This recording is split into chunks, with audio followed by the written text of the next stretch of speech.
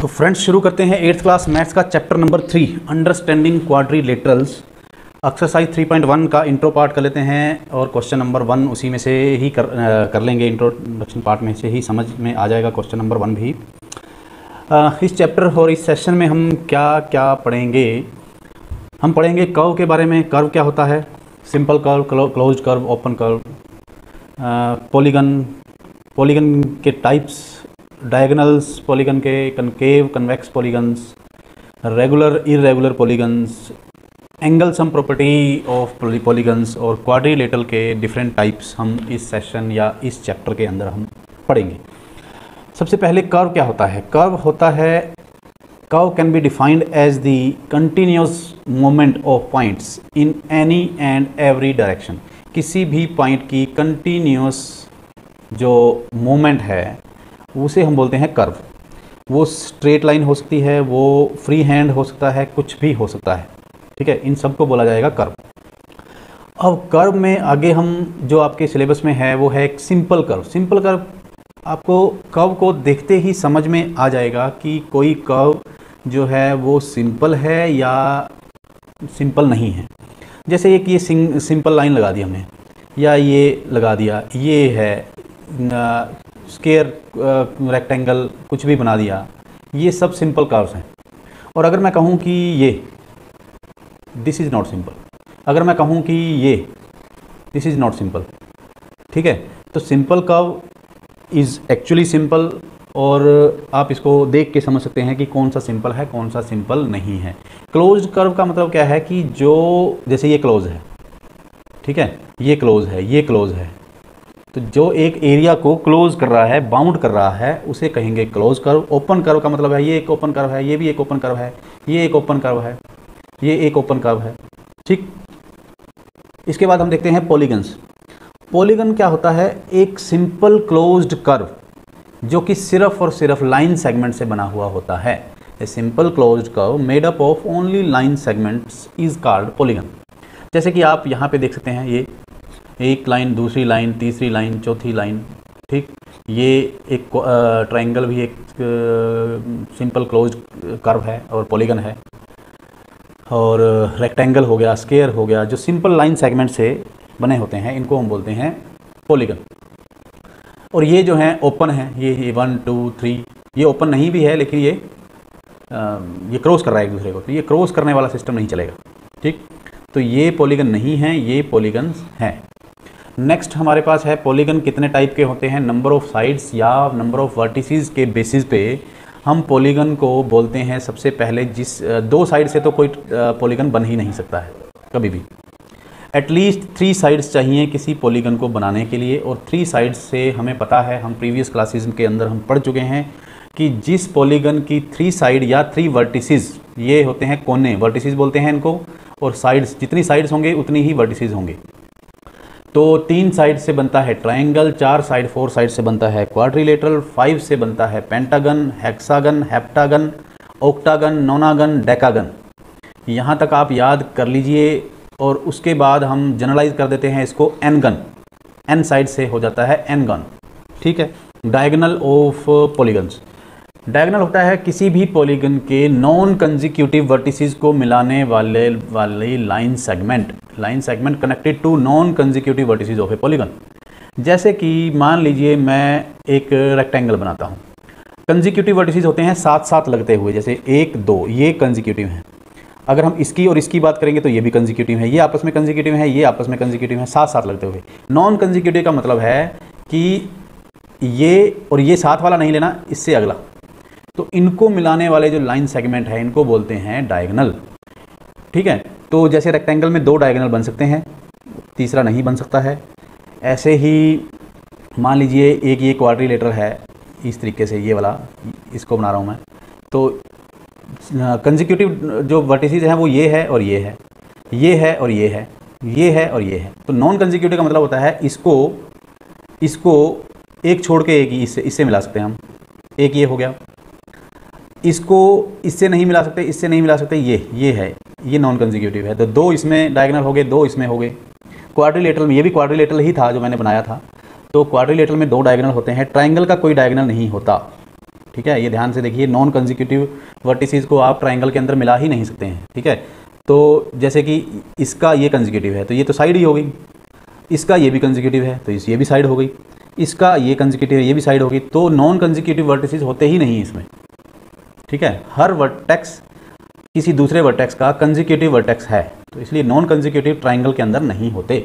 तो क्वाड्रिलेटरल के डायगोनल्स होते हैं। ये एक पेंटागन बनाया हुआ है, इसमें भी आप जो है इसको मिला रखा है, इसको मिला रखा है, इसको मिला रखा है, ये बहुत सारे आप रफ स्केच में आप इसको बना के ट्राई कर सकते हैं।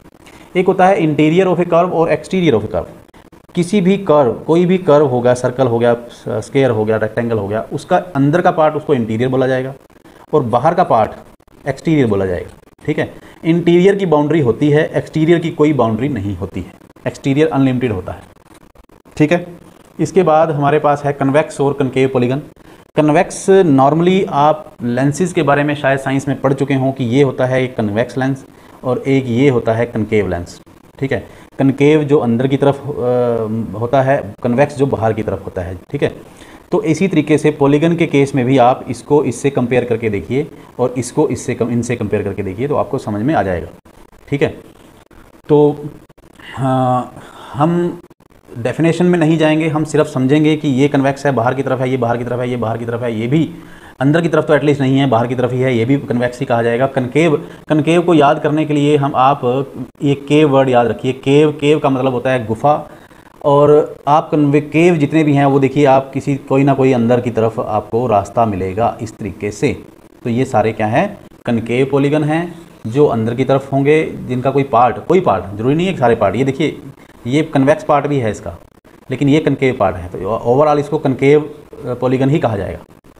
ठीक है, तो इसका एक ये कन्वेक्स पार्ट है, ये कनकेव पार्ट है, लेकिन इसको कनकेव पार्ट ही कहा जाएगा। तो ये आप देख के आप समझ सकते हैं इसके अंदर कि कन्वेक्स क्या होता है, कनकेव क्या होता है। रेगुलर और इरेगुलर पॉलीगन्स। रेगुलर का मतलब क्या होता है, regular polygon is both equi angular and equilateral. Equilateral का मतलब होता है साइड्स इक्वल हों, एंगुलर का मतलब, इक्वी एंगुलर का मतलब है एंगल्स इक्वल हों। तो एक रेगुलर पॉलीगन वो पॉलीगन होता है जिसके एंगल भी इक्वल हों और साइड्स भी इक्वल हों। जैसे कि ये इक्विलेटरल ट्राइंगल है, इसकी तीनों साइड्स भी इक्वल होंगी और एंगल भी ईच एंगल 60-60-60 का होगा, तो ये एक रेगुलर पॉलीगन है। ऐसे ही ये स्क्वायर होगा, स्क्वायर की भी साइड्स भी, all sides are equal and all angles are equal to 90 degree, तो ये भी एक रेगुलर पॉलीगन है। ये रेगुलर पॉलीगन नहीं है, इसमें एंगल एक 90 का है, ये अलग अलग एंगल हैं और साइड्स भी अलग अलग होंगी, ये रेगुलर पॉलीगन नहीं है, इरेगुलर पॉलीगन है। रेक्टेंगल है, इसके angles, all angles are 90 degree but all sides are not equal to each other, so it is not regular polygon but it is irregular polygon। इसी तरीके से रेगुलर पॉलीगन में regular pentagon आ जाएगा, regular hexagon आ जाएगा, और pentagon में अगर sides अलग अलग होंगी या हेक्सागन में साइड्स अलग अलग होंगी तो वो रेगुलर नहीं माने जाएंगे। कोई मान लीजिए ये हेक्सागन है, ये वाला, इसमें ये साइड्स इसके इक्वल है, ये साइड इसके इक्वल है, ये साइड्स इसके इक्वल है, या ये चार साइड्स आपस में इक्वल हैं, दो साइडें इक्वल नहीं हैं, तो तब भी ये रेगुलर नहीं है, इरेगुलर है। ठीक है, तो यहाँ से आगे आता है angle sum property. Angle sum property आपके सिलेबस के अंदर जो है वो है, एक तो ट्राइंगल में आप जानते हो कि एंगल का जो सम होता है वो होता है 180 डिग्री। क्वाड्रिलेटरल के अंदर जो आप जानते हो वो है सम होता है ऑल एंगल्स का, वो होता है 360 डिग्री। क्वाड्रिलेटरल में 4 साइड्स होती हैं, एंगल में 3 साइड्स होती हैं। इसी तरीके से पेंटागन हेक्सागन के बारे में आपको आगे क्वेश्चन नंबर 4 जो मैं करवाऊंगा इस एक्सरसाइज का, 3.1 एक्सरसाइज का, तो उसमें अच्छी तरीके से एक्सप्लेन कर दूंगा कि एंगल और क्वाड्रिलेटरल के बाद जो पेंटागन, हेक्सागन, हेप्टागन, ऑक्टागन जो भी आते हैं उनके एंगल्स का सम क्या होता है। किसी भी रेगुलर या इरेगुलर पॉलीगन कि सम ऑफ एंगल्स का सम ऑफ एंगल जो है वो फिक्स होता है। जैसे ट्राइंगल है, ट्राइंगल आप जैसा भी बना लीजिए, रफ हैंड से बना लीजिए, किसी भी तरीके से बना लीजिए, उनके एंगल का सम 180 फिक्स है। एंगल्स अलग अलग रहेंगे, ठीक है, एंगल्स बदलते जाएंगे, लेकिन सम उनका 180 ही रहेगा। ऐसे ही क्वाड्रिलेटरल में 360 एंगल रहेगा, एंगल का सम रहेगा। अब फर्स्ट क्वेश्चन करते हैं 3.1 एक्सरसाइज का। गिवन हेयर सम फिगर्स ये फिगर्स दे रखे हैं, 8 फिगर्स दे रखे हैं, हमने इनको क्लासीफाई करना है, classify each of them on the basis of the following. हमने जो अभी अभी इंट्रोडक्शन पार्ट में सारा कुछ पढ़ा, उसको समझ के, उसको देख के हमने इन 8 फिगर्स को क्लासीफाई करना है। सबसे पहले सिंपल कर्व। तो सिंपल कर्व में आप देखते हो कि ये भी सिंपल है, ये भी सिंपल है, ये अगले 2 सिंपल नहीं है, ये भी सिंपल है, ये भी सिंपल है और ये भी सिंपल है। ठीक है, तो सिंपल कर्व के अंदर आपका हो जाएगा 1 2 5 6 एंड 7। ठीक है, नेक्स्ट हमारे पास सेकंड बी पार्ट इन्होंने पूछा। बी पार्ट में इन्होंने पूछा सिंपल क्लोज्ड कर्व। तो सिंपल भी हो और क्लोज्ड भी हो। आप देखेंगे 1 नंबर सिंपल भी है और क्लोज्ड भी है, 2 नंबर सिंपल भी है और क्लोज्ड भी है, 3 सिंपल नहीं है, 4 सिंपल नहीं है, 5 सिंपल भी है और क्लोज्ड भी है, 6 सिंपल भी है और क्लोज्ड भी है, 7 सिंपल भी है और क्लोज्ड भी है, 8 क्लोज्ड होगा लेकिन सिंपल नहीं है, 4 क्लोज्ड होगा लेकिन सिंपल नहीं है, 3 क्लोज्ड होगा लेकिन सिंपल नहीं है। इसके बाद हमारे पास सी पार्ट है पॉलीगन। पॉलीगन क्या होता है? जो closed curve only line segment से बना हो। तो सबसे 1 नंबर पॉलीगन है, 2 नंबर भी पॉलीगन है, 3 नंबर पॉलीगन नहीं है, 4 नंबर पॉलीगन नहीं है क्योंकि ये क्रॉस कर रहे हैं आपस में ये साइड्स, तो ये पॉलीगन नहीं है। ठीक है, तो 1 है, 2 है, 5 में लाइन सेगमेंट नहीं है, 6 में भी ये कर्व आ गया, लाइन सेगमेंट नहीं है, 7 में भी ये कर्व आ गया, सर्कल आ गया, line segment only line segment नहीं है, 8 में भी ओनली लाइन सेगमेंट नहीं है। तो सी पार्ट का आंसर है 1 एंड 2। और इसके बाद हम आगे डी देखें तो डी में क्या है? Convex polygon. कन्वेक्स आप समझ चुके हो, ये तो कनकेव है 1 नंबर। सेकंड नंबर जो है वो क्या है? इन सारों में 8 में से पॉलीगन जो थे वो 1 और 2 ही थे, तो 1 और 2 में से 2 नंबर है कन्वेक्स है, और ई में कनकेव पॉलीगन है वो है फर्स्ट नंबर कनकेव है, और सेकंड नंबर जो है ये कन्वेक्स है और ये कनकेव है। ठीक, तो ये यहाँ से फर्स्ट क्वेश्चन हमारा कंप्लीट होता है। That's all for question number 1 of exercise 3.1। Introduction part को अच्छी तरीके से समझ लेंगे तो पूरा चैप्टर, पूरी एक्सरसाइज आपको अच्छे तरीके से समझ में आ जाएगी।